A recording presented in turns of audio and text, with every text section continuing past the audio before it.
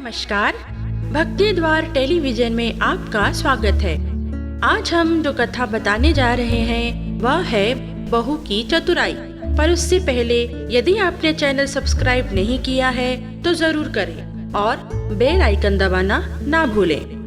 ये कथा आपको कैसी लगी ये हमें कमेंट करके जरूर बताएं और इस कथा को शेयर करना ना भूलें। बहू की चतुराई। एक गांव में एक छोटा सा परिवार रहता था। परिवार में 3 प्राणी, सासू माँ, बहू एवं पुत्र थे। एक दिन एक भिखारी उनके घर भीख मांगने आया। सासू माँ घर पर नहीं थी। बहू ने कहा भीख नहीं देंगे। भिखारी चला गया। रास्ते में उसे सासू माँ मिली। उसने कहा आपके घर गया था। बहू ने भीख देने से इनकार कर दिया। सासू माँ को बहुत क्रोध आया। उसने कहा बहू को मना करने का क्या अधिकार है, चलो मेरे साथ घर पर। रास्ते में सासू माँ कुछ न कुछ बोलती ही गई। आजकल की बहुएं कैसी हैं, अपनी मर्यादा को जानती नहीं। मेरी बहू को मना करने का क्या अधिकार है। भिखारी ने सोचा अच्छा हुआ सासू माँ रास्ते में मिल गई, कुछ तो जरूर मिलेगा। रास्ता खुशी के मारे आसानी से कट गया। घर पहुंचकर सासू माँ ने बहू को बहुत डांटा। अपनी सीमाओं को पार कर रही हो, तुमको मना करने का कोई हक नहीं है। तुमने मना कैसे कर दिया? बहू ने कहा घर में देने को कुछ नहीं था, इसीलिए इनकार कर दिया।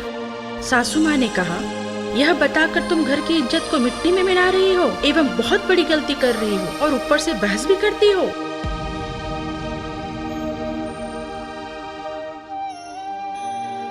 बहू ने आखिर अपनी गलती स्वीकार की तो घर में शांति हुई। सासू माँ ने भिखारी को कहा जाओ भीख नहीं मिलेगी। भिखारी ने कहा फिर आप मुझे वापस क्यों लाई? सासू माँ ने कहा बहू को मना करने का कोई अधिकार नहीं था। मना करने का अधिकार सिर्फ मुझे है।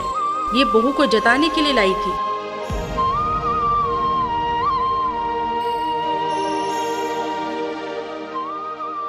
उस दिन के बाद जब कोई उनके घर कुछ लेने के लिए आता तो बहू कह देती सासू माँ घर में नहीं है, बाद में आना।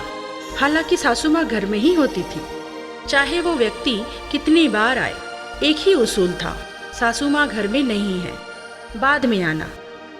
इस प्रकार कुछ देना भी नहीं पड़ता एवं बहू सासू माँ का मान भी रख लेती थी।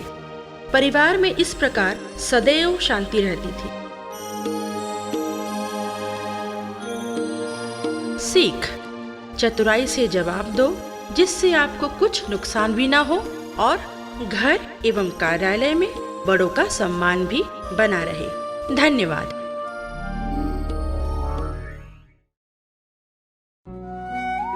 नमस्कार प्रिय दर्शकों, आपके प्यार और अनुराग से भक्ति द्वार टेलीविजन का कद हर दिन बढ़ रहा है। इसीलिए भक्ति द्वार अनुग्रहित है। आपके प्यार और सम्मान को देखते हुए भक्ति द्वार टेलीविजन एक नया प्रयास करने जा रहा है। लोक कथाएं हमारी समृद्ध संस्कृति का एक अभिन्न अंग है।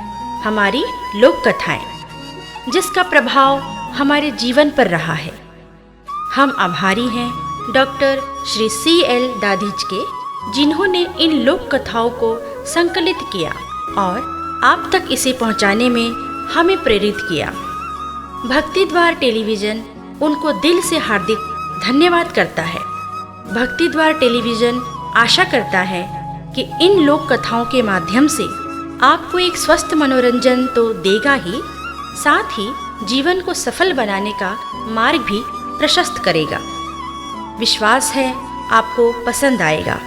इस कोरोना महामारी के चलते सब घर पर बैठे हैं। भक्ति द्वार टेलीविजन आपको अनुरोध करता है आप सभी दर्शक सुरक्षित रहें और इस लोक कथाओं का घर बैठे आनंद लें। घर पर रहें, सुरक्षित रहें। धन्यवाद।